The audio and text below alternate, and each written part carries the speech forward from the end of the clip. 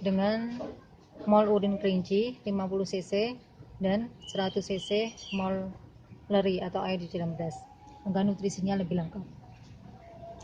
Ini akan saya rendam selama semalam atau 1 kali 24 jam. Dengan metode perendaman ini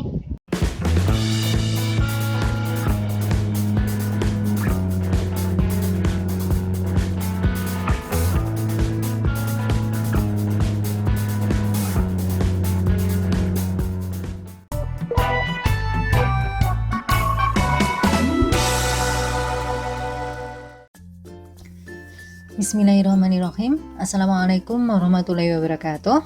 Sobat Taman Inspirasi, hobi berkebun itu memang sangat menyenangkan ya, karena selain taman kita atau rumah kita menjadi lebih rapi, indah, sejuk dan segar, tentunya berkebun itu bisa juga menjadi sebuah kebanggaan ya, karena di sini berkebun apapun, baik itu tanaman hias, bunga-bungaan, daun-daunan ataupun sayuran dan tanaman buah ataupun bahkan tanaman herbal, itu tentunya hasilnya itu sangat menguntungkan ya, baik dari segi ekonomi maupun bisa juga langsung kita ambil manfaatnya untuk kita konsumsi.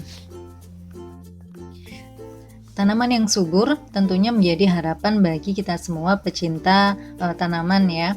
Nah, di sini yang diperlukan untuk agar tanaman bisa subur tentunya pupuk, karena pupuk ini merupakan bahan yang mengandung satu atau lebih unsur hara untuk menutrisi tanaman. Selain itu juga bermanfaat untuk mempercepat pertumbuhan serta meningkatkan hasil produksi tumbuhan.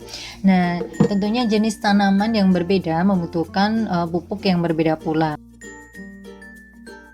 Sobat Taman Inspirasi, tentunya untuk mendapatkan pupuk yang berkualitas, kita tidak harus mengeluarkan biaya yang mahal untuk memberi berbagai macam jenis pupuk ya. Kita bisa memanfaatkan limbah-limbah dapur untuk menunjang pertumbuhan tanaman yang subur dan sehat.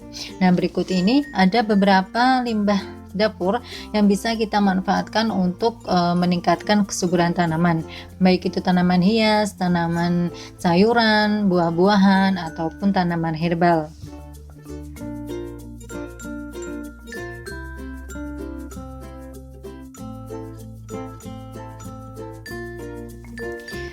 Yang pertama, yakni kita bisa memanfaatkan limbah dapur dari sisa sayur-sayuran.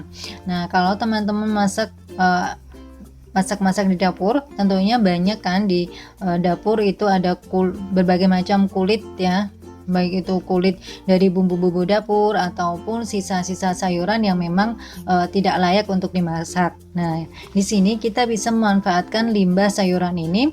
Yang pertama, kita bisa membuatnya untuk kompos ya. Nah, di sini kompos tentunya mengandung banyak unsur hara untuk menunjang pertumbuhan tanaman. Nah, selain untuk kompos, kita juga bisa memanfaatkan limbah sisa dapur dari sayur-sayuran ini untuk membuat pupuk organik cair ya.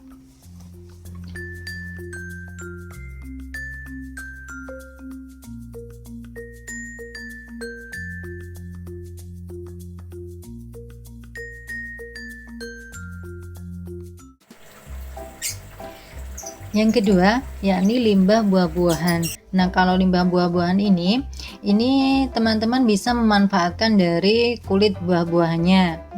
Macam-macam ya yang bisa kita manfaatkan. Ada kulit pisang, kulit jeruk, kulit apel, kulit mangga, dan masih banyak lagi kulit buah-buahan yang bisa kita manfaatkan untuk membuat pupuk organik cair ataupun mol. Ya.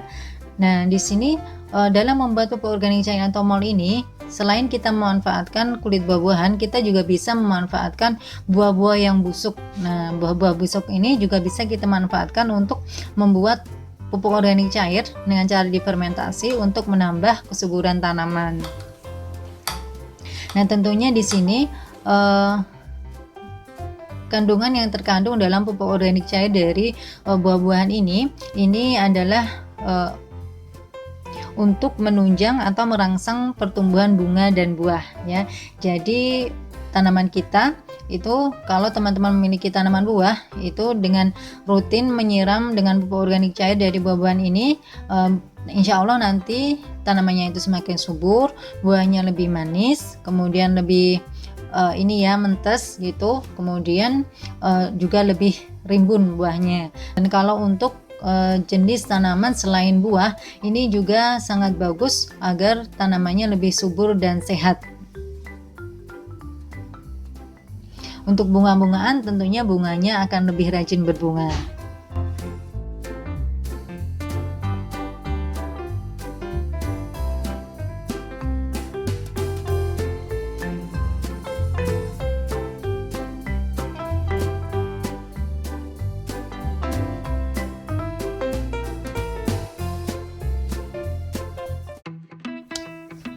Selanjutnya adalah sabut kelapa.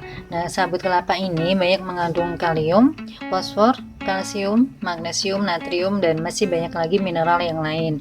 Nah, kita bisa memanfaatkan air rendaman dari sabut kelapa ini. Tentunya yang kita pilih adalah sabut kelapa yang sudah tua ya. Nah, kita bisa memanfaatkan air rendaman sabut kelapa, ataupun kita bisa membuat kokopit untuk media tanam. Nah, kandungan dari sabut kelapa yang sudah kami sebutkan tadi ini sangat bagus untuk menambah kesuburan tanaman.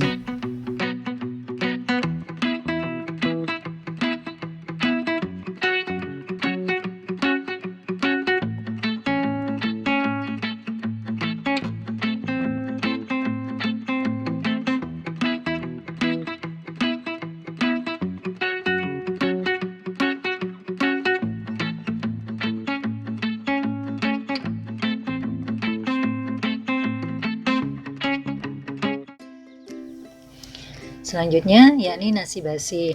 Nah, nasi basi ini kalau teman-teman punya sisa nasi, tentunya jangan langsung dibuang. Selain kita bisa memanfaatkan untuk makanan ternak, nasi basi ini bisa juga untuk menambah nutrisi tanaman. Kita bisa memanfaatkannya dengan cara membuat mol ya, ataupun pupuk organik cair.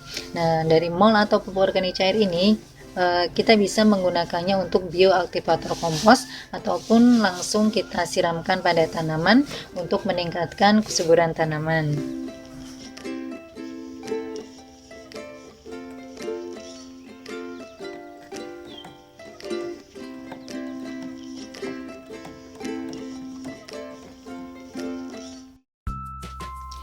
Dan yang terakhir adalah abu dapur. Nah, jika teman-teman memiliki kayu bakar, ataupun kalau ini biasanya di pedesaan ya, banyak yang masih banyak menggunakan, kalau masak masih menggunakan kayu bakar. Nah, abu dari kayu bakar ini jangan langsung dibuang teman-teman, karena bisa kita manfaatkan untuk meningkatkan produksi tanaman, yakni dengan cara yang pertama, kita bisa memanfaatkan abu dapur ini untuk mengusir hama, yakni hama bekicot. Nah, tinggal kita taburkan abu dapur ini di sekitar tanaman, di media tanam. Nah, insya Allah bekicotnya itu akan takut untuk mendekat pada tanaman. Abu dapur juga bisa kita manfaatkan untuk menyuburkan tanaman dengan cara menambahkannya pada media tanam atau menaburkannya di sekitar tanaman kita ya. Dengan begitu kandungan yang ada dalam abu dapur ini akan menambah atau meningkatkan kesuburan tanaman. Nah, bagi teman-teman yang di perkotaan jarang ya menemukan abu dapur ini. Nah, ini karena biasanya yang masih banyak memanfaatkan kayu bakar itu biasanya yang di daerah pedesaan. Nah, karena di pedesaan itu masih banyak yang memanfaatkan dalam memasak itu memanfaatkan kayu bakar untuk kesehariannya.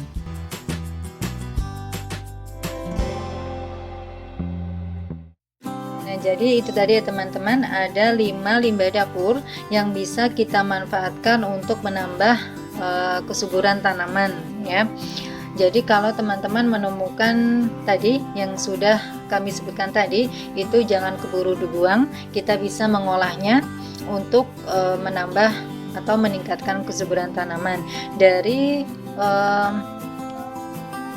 bahan-bahan atau limbah dapur yang tadi itu sebagian besar Taman Inspirasi sudah membuat video bagaimana cara membuatnya, cara mengolahnya, dan bagaimana cara mengaplikasikannya. Teman-teman tinggal membuka kembali video kami yang sudah kami upload sebelumnya untuk mempraktekkan cara membuatnya atau cara mengolahnya. Dan semoga sajian tadi bermanfaat, dan kami mohon maaf jika dalam penyajian video ataupun tutur kata ada yang kurang berkenan di hati rekan sekalian. Sekiranya cukup sekian dari kami. Senantiasa berdoa kepada Allah Subhanahu wa taala di setiap aktivitas kita agar aktivitas yang kita lakukan mendapatkan manfaat dan berkah dari Allah. Sekian dari kami. Wassalamualaikum warahmatullahi wabarakatuh.